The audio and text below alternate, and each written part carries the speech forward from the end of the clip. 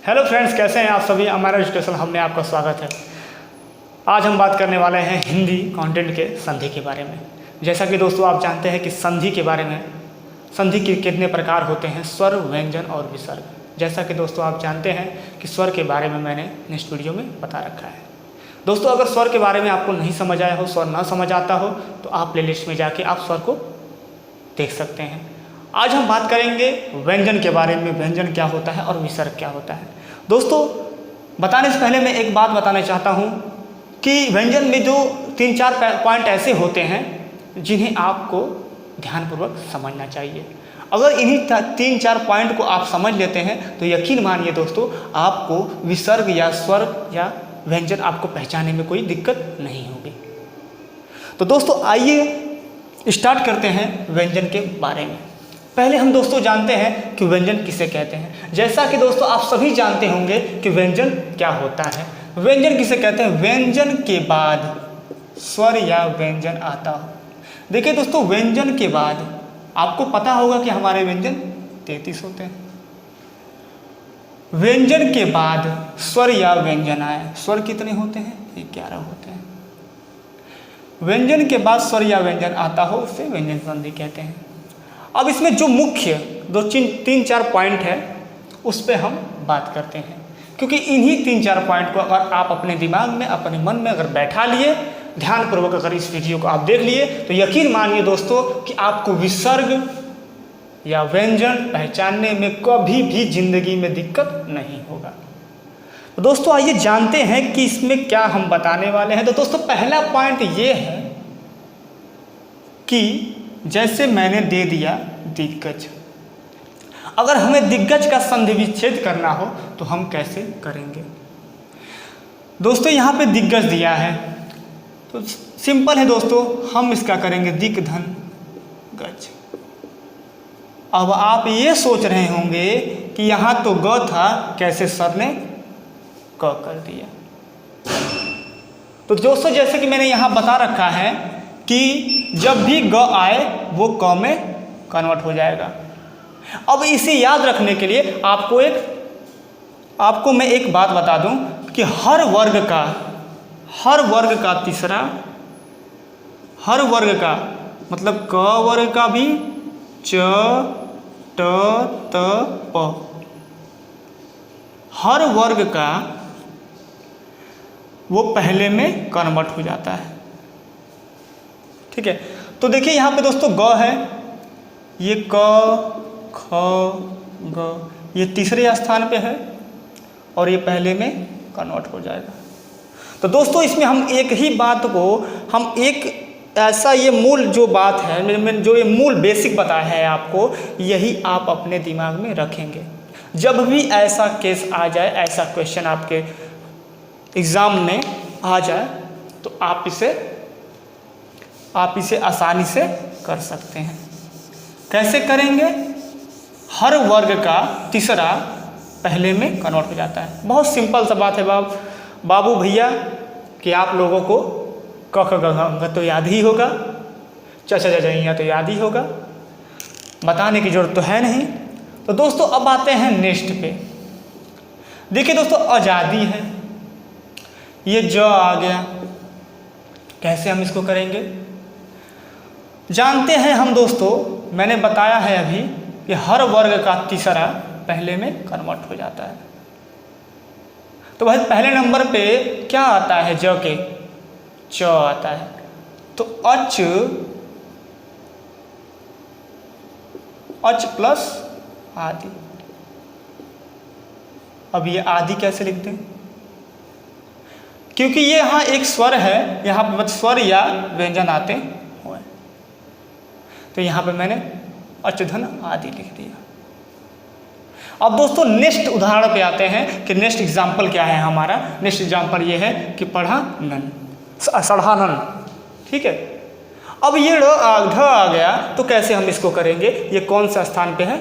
तीसरे स्थान पे है। तो पहला पे हमारा क्या आता है? यहाँ लिख रखा है मैंने ट। इन्हें आप नोट कर लीजिए और दिमाग में रख लीजिए। आपको कभी भी विसर्ग या व्यंजन पहचानने में आपको प्रॉब्लम नहीं होगा। तो करते हैं इसको। तो क्या हो जाएगा? पट धन अनन, पटधन आनन, आ की मात्रा है ना यहाँ पे, पटधन आनन।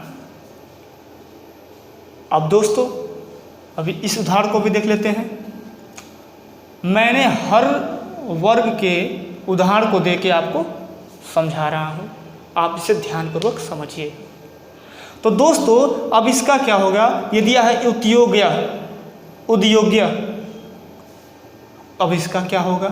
तो सिंपल है दोस्तों, ये द है, इसका पहला त होगा, तो उत, उत प्लस योग्य हो जाएगा। हो कि नहीं होगा दोस्तों? अब हम इसके सेकेंड टॉपिक पे बात करते हैं। सेकेंड टॉपिक इसमें है क्या? अब जैसा कि दोस्तों आप यहाँ पे देख रहे होंगे कि मैंने हर वर्ग का पहला लिख रखा है और हर वर्ग का पांचवा लिख रखा है। हर वर्ग का पहला, हर वर्ग का पांचवा। सेकेंड केस बाबू भैया ये होता है कि जब भी आपके अगर उदाहरण आ जाए, अगर ये वाला अंग, तो आप हर वर्ग का पांचवा जो होता है वो पहले में कन्वर्ट हो जाता है।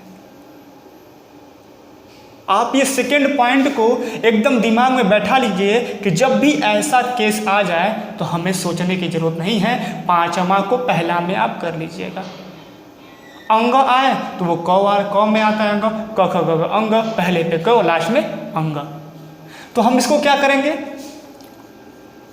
वाक धन मैं।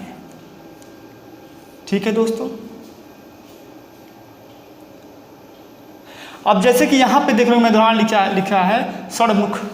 इसका क्या होगा? जैसा कि दोस्तों आपने जो र होता है वो ट के वर्ग में आता है, तो ये होता है पटधन सठधन मुख हो जाएगा। क्लियर है दोस्तों?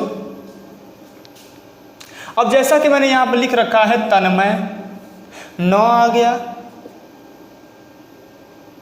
तो क्या हो जाएगा?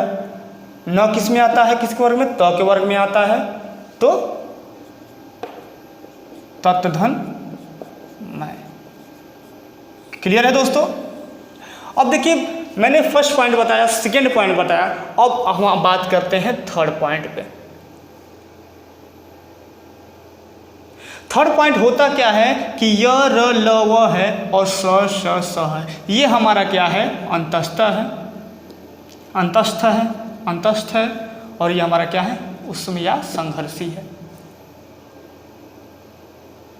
अगर य र ल व या स अनुस्वार हो तो मतलब क्या कहने का मतलब है, इनके ऊपर अगर अनुस्वार हो तो, कोई भी अनुस्वार, अनुस्वार का मतलब जानते हैं ना, ये चंद्र बिंदु, अनुस्वार हो तो वो म में कन्वर्ट हो जाता है। तो दोस्तों आप तीसरी पॉइंट में आप हमेशा नोट करेंगे कि य र ल व स अनुस्वार हो तो मतलब इसके ऊपर ये चंद्र बिंदु हो तो जितने भी हैं तो वो म में कन्वर्ट हो जाता है। ये लिखा है हमारा संयोग, इसके ऊपर क्या है? चंद्र बिंदु है, अनुस्वार है, तो इसका क्या हो जाएगा? समधन योग। ठीक है दोस्तों? गर्मी बहुत ज़्यादा है, गर्मी लग रहा है।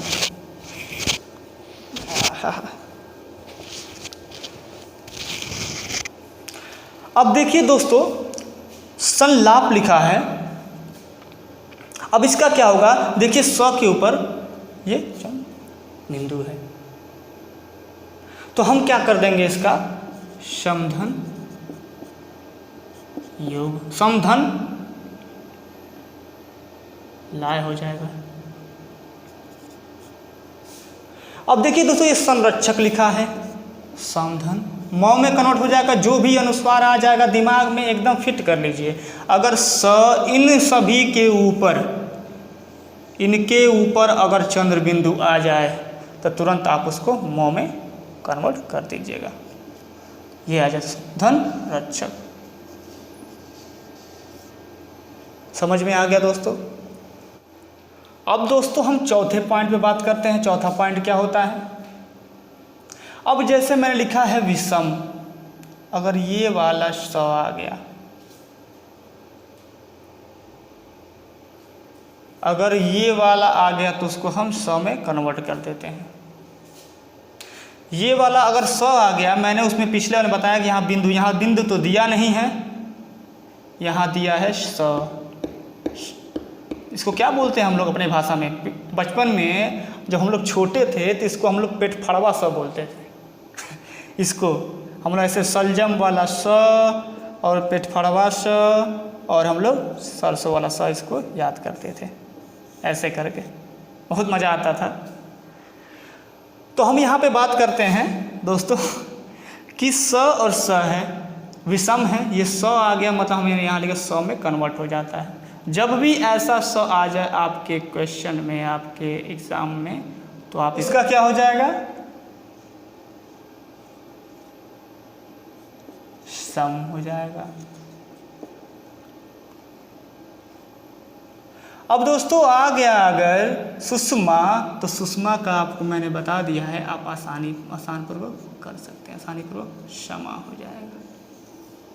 तो दोस्तों आपने अगर ये चारों पॉइंट को अगर अपने दिमाग में अगर बैठा लिया तो दोस्तों यकीन मानिए कि आप कभी भी व्यंजन को पहचानने में चूक नहीं सकते हैं। अगर ये चीज़ अगर आपके दिमाग में अगर बैठ गया, और ऐसे नहीं बैठेगा कि आप देख लिए, एक एक उदाहरण हमने समझा दिया और समझ गए। आप 10-15 उदाहरण लीजिएगा, 20 उदाहरण लीजिएगा, 30 उदाहरण लीजिएगा, उसके बाद आपको समझ आएगा। देखिए दोस्तों, किसी भी चीज़ को समझने के लिए हमें ज़रूरत होता है प्रैक्टिस का। जब तक हम प्रैक्टिस नहीं करेंगे तब तक हमें कुछ समझ आने वाला नहीं है।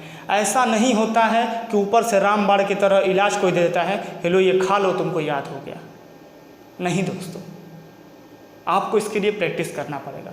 बस आप 3-4 पॉइंट मैंने जो बताया है उसको आप दिमाग में रखिए, आपको व्यंजन पहचानने में कभी भी जिंदगी में भी दिक्कत नहीं हो सकता है। ठीक है दोस्तों, अब ये आपका टॉपिक खत्म हुआ। अब हम बात करते हैं विसर्ग के बारे में। तो विसर्ग क्या होता है, हम उसके बारे में अब बात करेंगे। अब दोस्तों हम विसर्ग पे आते हैं। विसर्ग क्या होता है? विसर्ग को पहचानने के लिए हम क्या करेंगे, हम किन किन बातों को नोट करेंगे जिससे हमें विसर्ग को पहचानने में कम समय लगे।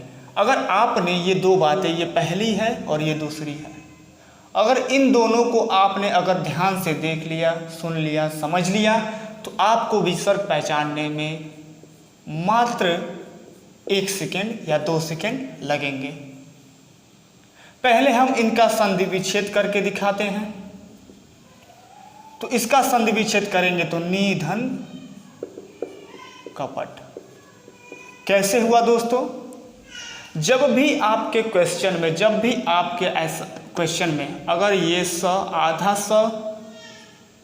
स और ये आधा स, षटकोणवा स, सरसों वाला स और सलजम वाला स आधा आधा दे दिया और ये वाला र दे दिया और ये वाला र दे दिया। अगर ये 5 जो पॉइंट है अगर आपने इसे नोट कर लिया तो आपको विसर्ग पहचानने में कोई भी दिक्कत नहीं होगा। अब ये जो होते हैं वो विसर्ग में हो जाते हैं। जब भी ऐसा आए तो ये प्लुप्त हो जाते हैं और ये विसर्ग में हो जाते हैं। जैसे कि मैंने यहाँ पे किया है, निस कपट का मैंने निधन कपट हो जाता है। अब नमस्ते का वैसे क्या होगा, नमधन ते हो जाएगा। पुनर्जन्म का क्या हो जाएगा, देखिए ये है, ये र है, मैंने यहाँ बताया है। इन 5 पॉइंट को आप नोट कर लीजिए, आपको विसर्ग पहचानने में कोई भी दिक्कत नहीं होगा। इसका क्या हो जाएगा दोस्तों, पुनः धन जन, इसका संधि विच्छेद ये हो जाएगा। अब ऐसे ही ये र देख लीजिए, इसमें ये वाला र है तो ये भी क्या हो जाएगा, विसर्ग में हो जाएगा तो धन हो जाएगा। अब देखिए दोस्तों, निश्चल है, आधा स है, तो इसका क्या होगा? सबसे सिंपल है दोस्तों, निधन चल।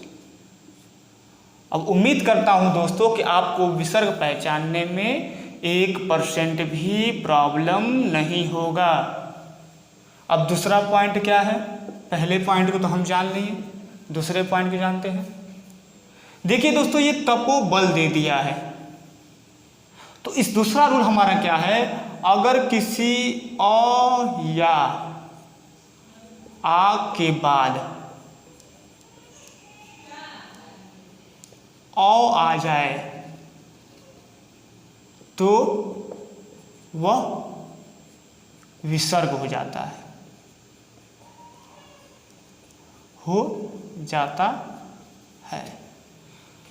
हमें बस इतना ही याद रखना है कि अगर अ और आ के बाद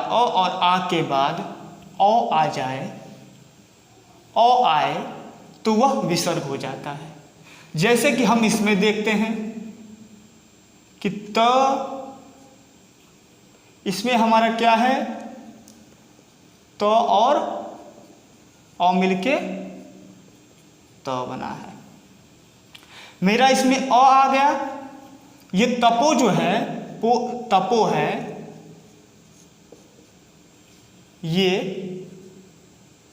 प है और औ है।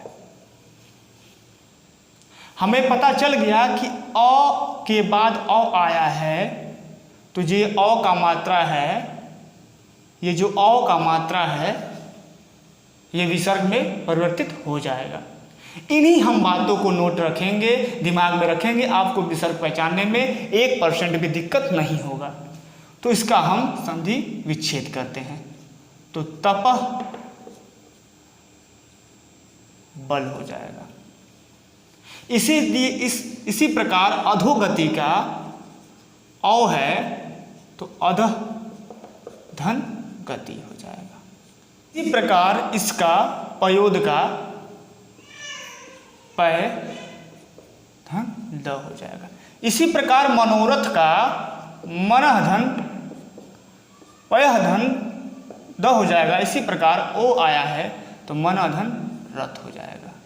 ये जो औ की मात्रा है वो विसर्ग में परिवर्तित हो जाएगा। इन्हीं हम बातों को नोट करेंगे, इससे आपको विसर्ग पहचानने में 1% भी आपको दिक्कत नहीं होगा। तो दोस्तों, इसमें जो भी त्रुटि हुआ हो आप नीचे कमेंट बॉक्स में करके बता सकते हैं। आपके सुझाव से ही हम इससे आपके लिए बेहतर कर सकते हैं। धन्यवाद दोस्तों।